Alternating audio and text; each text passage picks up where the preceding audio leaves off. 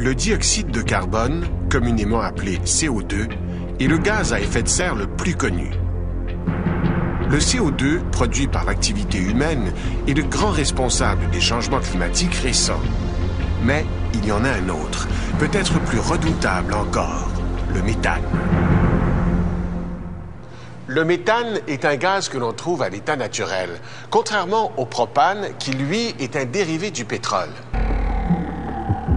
Les sources de méthane naturel sont nombreuses. Zones humides, tourbières et décharges à ciel ouvert.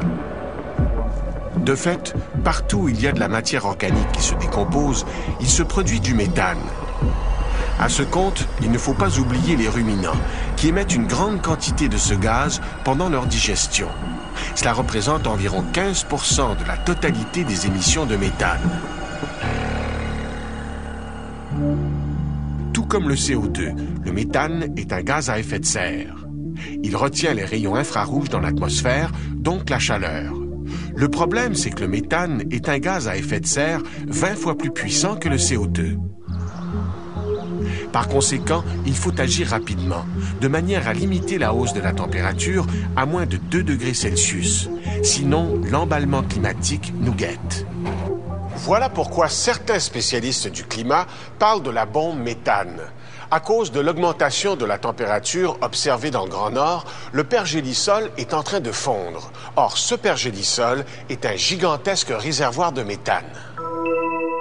Le pergélisol, ce sol gelé en permanence, couvre des millions de kilomètres carrés, du Canada, en passant par l'Alaska, la Sibérie et la Scandinavie, jusqu'au Groenland.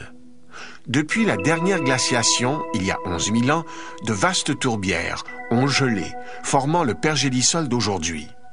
Dans le cas de la Sibérie, c'est une tourbière d'1 million de kilomètres carrés, une tourbière équivalente aux 2/3 du Québec. Si cette matière végétale revient à l'air libre, les bactéries responsables de sa décomposition reprendront du service. L'un des sous-produits de cette décomposition est le méthane, dont les émissions pourraient alors se faire en grande quantité. Pendant l'hiver, on constate même la présence de ce méthane dans la glace à la surface des lacs. Comment? Tout simplement parce que les scientifiques sont capables d'y mettre le feu.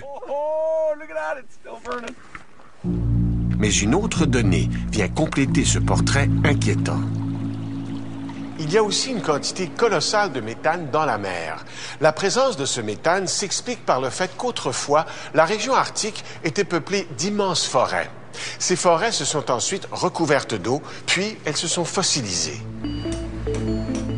Sous l'effet de la pression, et aussi parce que les eaux sont froides, le méthane s'est solidifié sous forme de cristaux blancs sur ces carottes de glace. C'est ce qu'on appelle des hydrates de méthane. Les quantités d'hydrates de méthane stockées sur les fonds marins dépasseraient en importance la totalité des réserves mondiales connues de charbon, le combustible le plus abondant sur la planète. Mais l'eau dans l'Arctique commence à se réchauffer et le pergélisol marin à ramollir. Ce modèle réduit illustre ce qui se passe quand les cristaux fondent. Le méthane reprend son état gazeux et remonte vers la surface.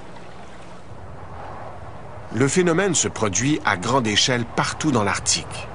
Ce sont les Suédois qui ont fait cette remarquable découverte dans la mer de Laptev, à l'est de la Sibérie. Les bulles de méthane remontent la colonne d'eau et viennent éclater à la surface. Le fait de devoir ajouter le méthane marin au méthane terrestre fait frémir les scientifiques, car il va falloir maintenant intégrer ces nouvelles données au modèle climatique. Les conséquences peuvent être sérieuses, car le pergélisol contient des quantités de méthane évaluées à 16 000 milliards de tonnes. Comme les quantités en jeu sont colossales, il pourrait alors se créer un puissant cercle vicieux. Plus de méthane veut dire encore plus de gaz à effet de serre dans l'atmosphère, et donc augmentation de la température. Résultat, une pression accrue sur un climat déjà bouleversé. La bombe méthane est bel et bien amorcée.